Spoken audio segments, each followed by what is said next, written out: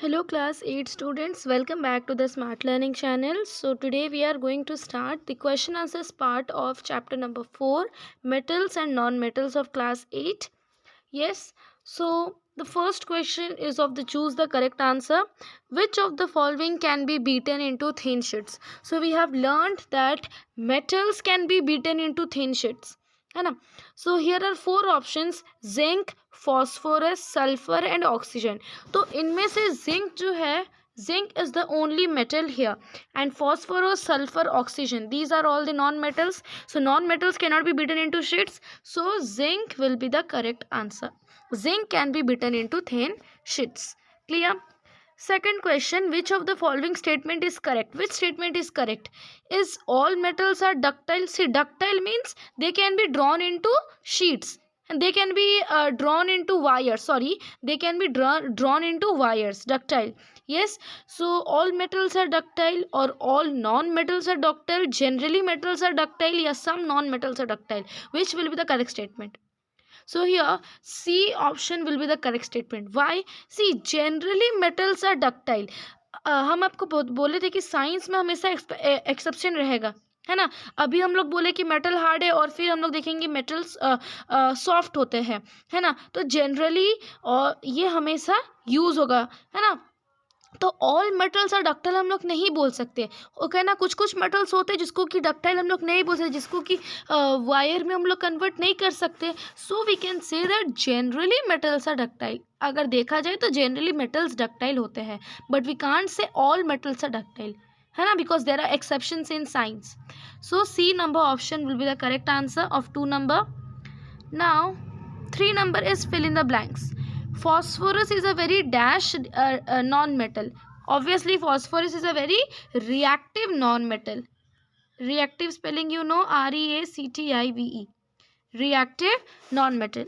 Now metals are dash conductors of heat and dash. We all know that metals are good conductors of heat and electricity. So good conductors of heat and electricity is the answer. Clear? Now third number, iron is dash reactive than copper. I hope that you all have learnt and you all have seen my the last video in which I have explained to you about the reactivity series of metals. Yes, so in that what is there? Iron is more reactive than copper or iron is less reactive than copper? So iron is more reactive than copper. Copper से iron ज़्यादा reactive होता है, तो आपको लिखना है यहाँ पर iron is more reactive than copper. Clear? C number. Now coming to D. Metals react with acids to produce dash gas. Metals जब acid के साथ react करेगा, metals जब acid के साथ react करेगा तो वो कौन सा गैस देगा? That is the H2 gas. What is this H2 gas? H2 is hydrogen gas. Hydrogen gas it will produce when metals react with acids. Clear? So 3 number is clear to you. 4 number is of true and false. Generally non-metals react with acids. Okay, so यहाँ पर लिखा क्या है? Generally non-metals reacts with acids. So generally non metals react with acid, मतलब non metals को अगर देखा जाए तो जनरली वो रिएक्ट करते हैं एसिड के साथ.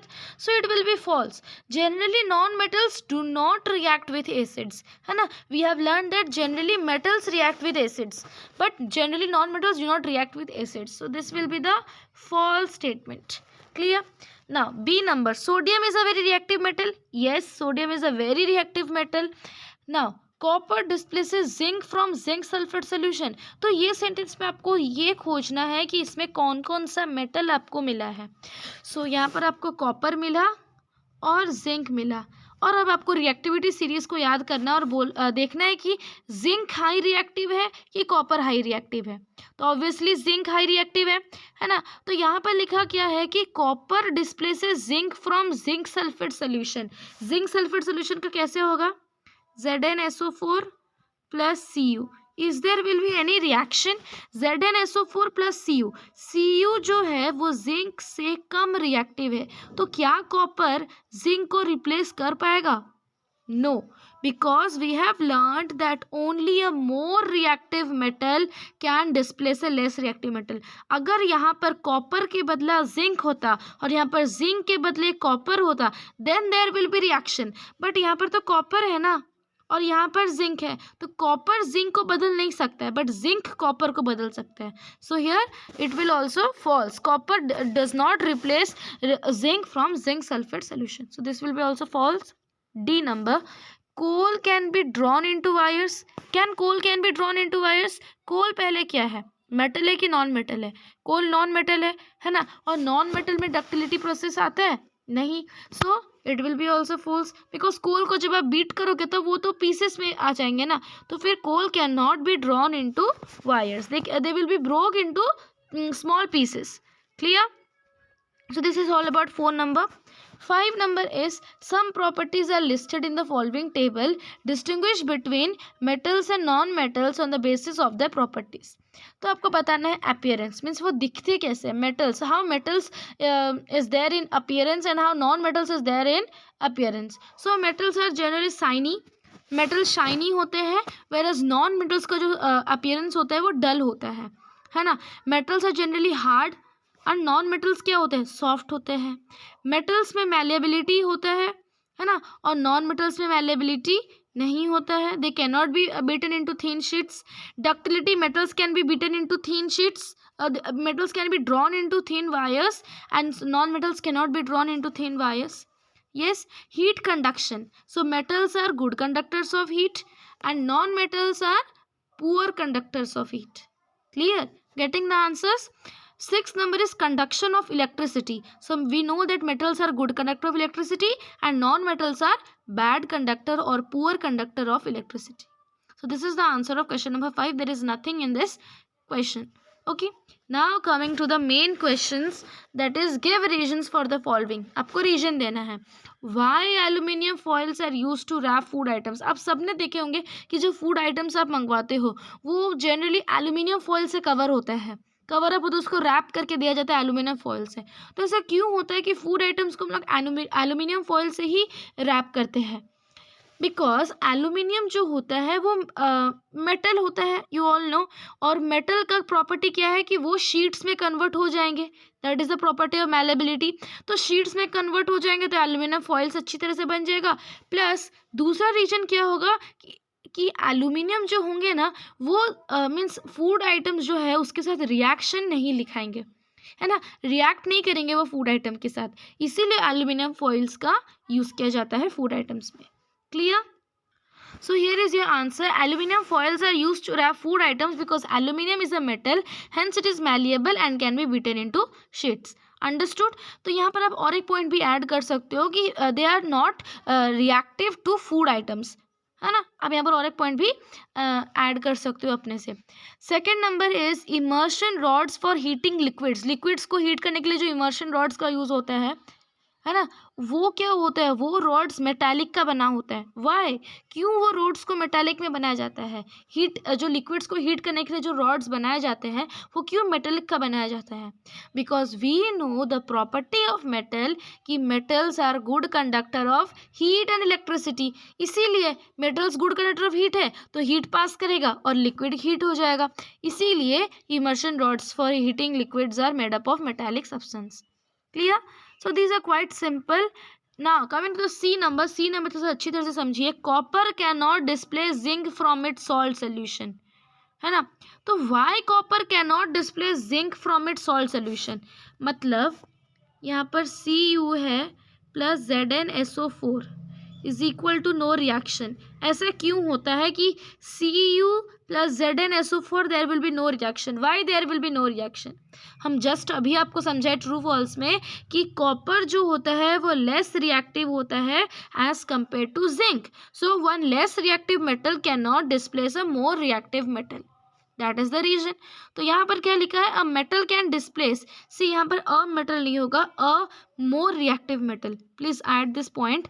अ more reactive metal can displace a less reactive metal from its salt in its aqueous solution, but zinc is more reactive metal than copper, therefore copper cannot displace zinc from its solution. सी इसका equation भी दिया गया है. Cu plus ZnSO4 there will be no reaction, है ना. Clear? This much is clear to you? Clear? So Cu cannot displace Zn because Cu is less reactive to zinc. Clear? 6 number is clear to you?